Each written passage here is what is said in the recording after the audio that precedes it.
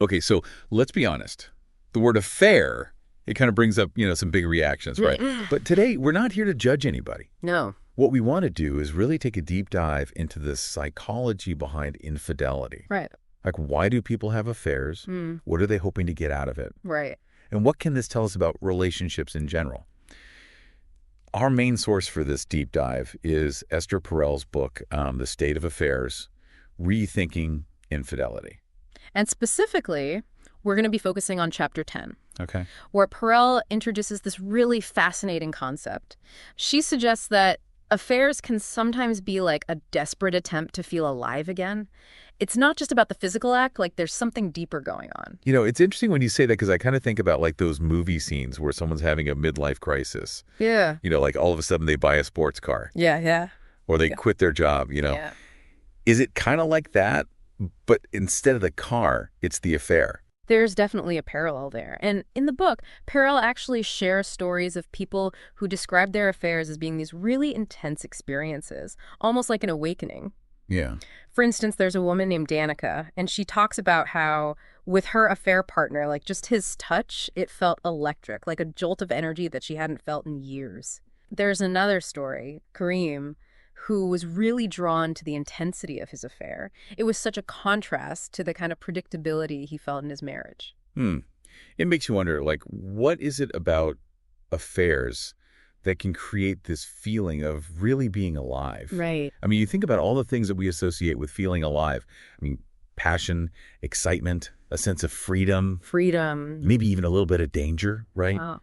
Those are pretty powerful emotions, and they're not always easy to come by in everyday life. No. Especially, in long-term relationships where things get pretty routine. Absolutely. And Perel actually connects this feeling of aliveness to the ancient Greek concept of eros. Eros. Yeah. And think of eros not simply as sexual desire, but more like this primal life force. It's like a deep yearning for anything that makes you feel truly engaged in the world. Okay, so eros is about more than just like a fling, a one-night stand, or just like a purely physical thing. Right. So it's about this much deeper connection to life itself. Exactly, yeah. So how does that actually play out when we're talking about affairs? Okay, so imagine eros as a flame. Okay. And sometimes, all the routines and responsibilities of life, they kind of dampen that flame a little bit. You start to feel numb or disconnected. And then an affair, with all of its intensity and novelty, it's like someone comes along and pours gasoline on the embers. Suddenly there's this big burst of heat. So it's almost like people are trying to reignite that inner spark, to feel that intensity again. Exactly. But here's what I find really interesting. Perel, she also links affairs to like experiences of loss. Loss, yes. Or even the threat of death. She's saying that when we're confronted with our own mortality, it can actually trigger this urge to really grab onto life. That's right. You think about it. A cancer diagnosis, job loss, right? Even something like a child's health scare. These are the things that really shake us up. They do. They force us to face our own mortality. Yeah. And that can be a powerful motivator for all kinds of things. Perel is saying that sometimes in the face of that kind of loss, an affair can be a way of defying death, It's like choosing life and passion, even if it means breaking the rules. That's a pretty heavy connection to make. It is. So I'm wondering, does it always have to be like a huge life event? Or could it just be like this general feeling of being stuck? It can definitely be more subtle than a single event. It's really about feeling a disconnect between the life that you're living and the life that you long for. And sometimes an affair can feel like the bridge between those two. It makes you think about all the pressures we have these days. Yeah. Especially in long-term relationships. Like you're supposed to find the one. The one. And have it all. Yeah. And be perfectly happy. Right. But what happens when reality doesn't really match up to that fairy tale? Yeah, what happens then? Yeah. We'll talk more about that when we come back. So it's like we're always kind of stuck between wanting that security, that stability, right, but also that excitement and that adventure. Exactly. And that's the security adventure paradox. Okay. It's this idea that we as humans, we crave both. Right. We want that feeling of safety and stability. Yeah. But at the same time, we need novelty and excitement. So true. And Perel actually talks about how in those early stages of a relationship, that's when the uncertainty is really high. Yeah. There's that thrill of the unknown. Oh, yeah, all those butterflies. Exactly. Like you never know what's going to happen next. Right? Is it going to work out? Is it not going to work out? Right. And that's exciting. It is exciting. But then as the relationship goes on and that commitment grows, that uncertainty kind of fades away.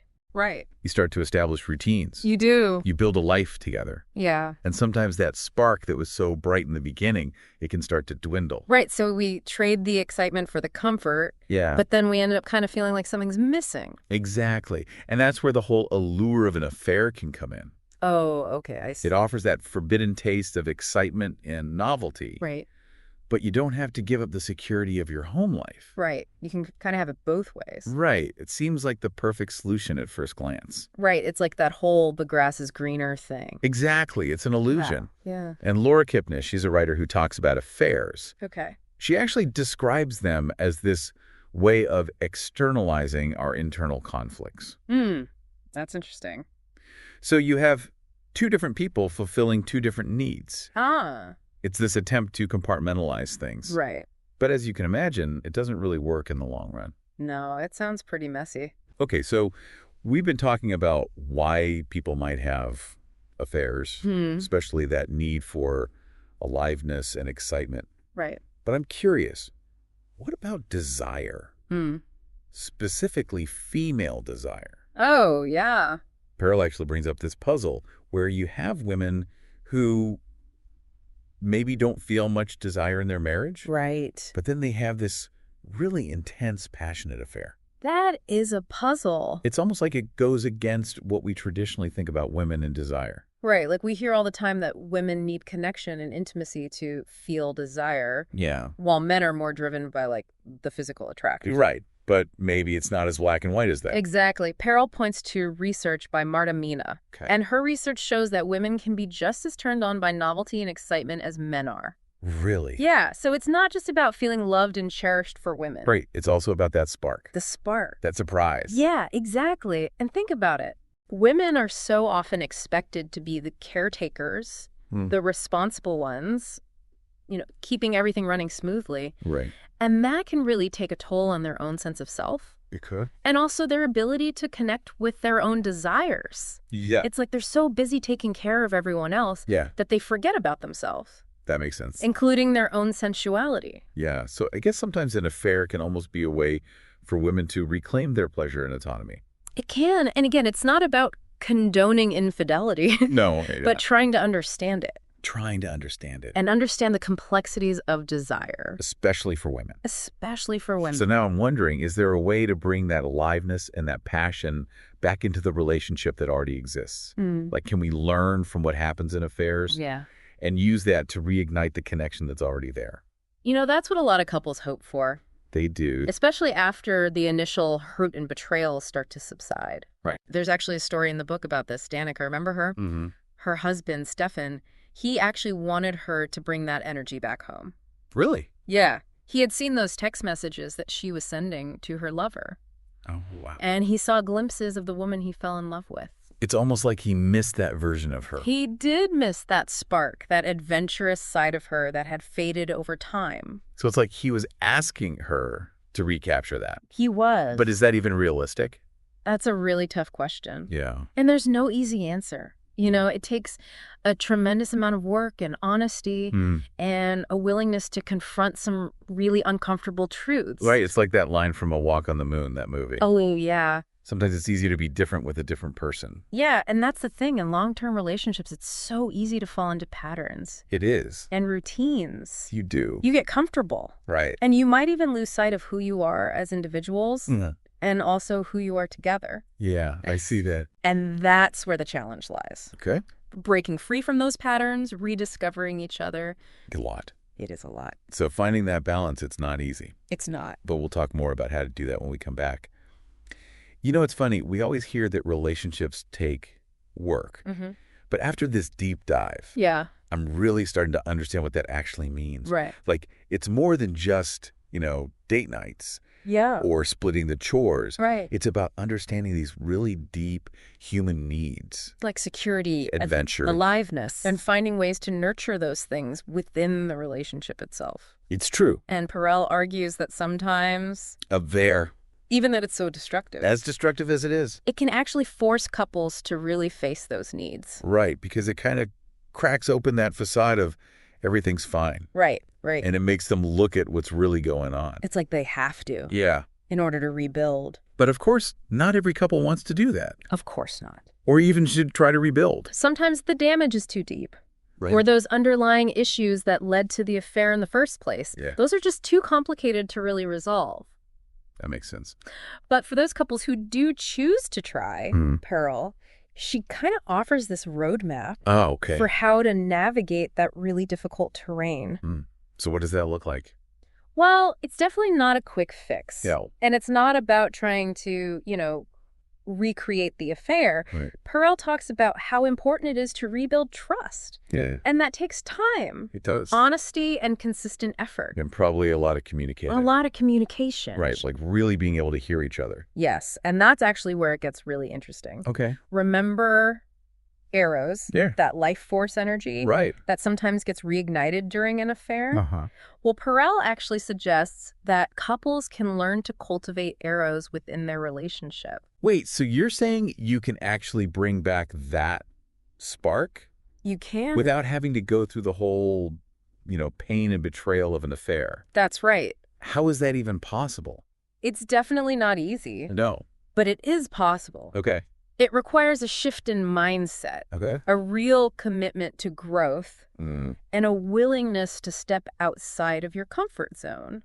So I guess in the beginning of a relationship, Yeah, everything is new and exciting. exactly. They're figuring each other out, taking risks, Right. trying new things. Pushing boundaries. But over time, that kind of fades away. It does tend to fade. But it doesn't have to go away completely. It doesn't. So I guess what you're saying is we have to find ways to bring back that sense of playfulness, Right. that curiosity. Yeah, that willingness to try new things together. Exactly. And it doesn't have to be anything dramatic. Okay. It could be as simple as trying a new hobby together, Oh, okay. exploring a new part of town, even just having a conversation about something you've never talked about before. It's about breaking out of those routines. Breaking out of the routines. Finding those opportunities to connect in a new way. Right. And actively choosing to invest in the relationship. Yeah. Make it a priority. Because otherwise it's easy to just let it, fall into complacency. It is, but let's be realistic here. Okay. Life gets in the way. It does. Jobs, kids, stress, All of it. all of those things, they can take a toll, Yeah. even on the strongest relationships. So true. So it's really crucial to make that effort, Okay. to carve out time for each other. I see. Even if it's just for a few minutes each day, Yeah. put the phones down, turn off the TV, Be present. be present. Think about those little things that brought you joy at the beginning. Yeah, what were those things? Maybe it was like having coffee together in the morning or taking a walk after dinner. Right. Like bring those things back. Bring them back or create new ones. Things that feel meaningful to both of you.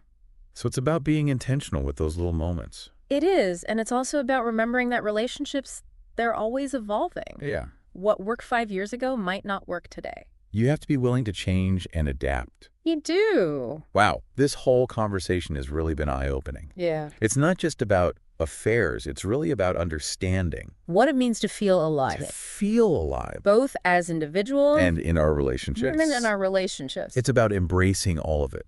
Yeah. The good, the bad. The joy, the pain, The longing, the growth. And I hope this deep dive has given you a lot to think about as well. It has. What really resonated with you? What makes you feel alive? Yeah. What steps can you take to cultivate more of that in your own relationships? That's a great question. Yeah. And there's no right or wrong answer. No. I think the beauty of human connection is that it's so diverse. And there are so many ways to navigate all of these complexities. Right. Love, desire, Yeah. that dance between security and adventure. Thanks for joining us on this deep dive. Thanks for being here. We hope you'll keep exploring these ideas Yeah. and that you'll continue to create relationships that are both meaningful and fulfilling.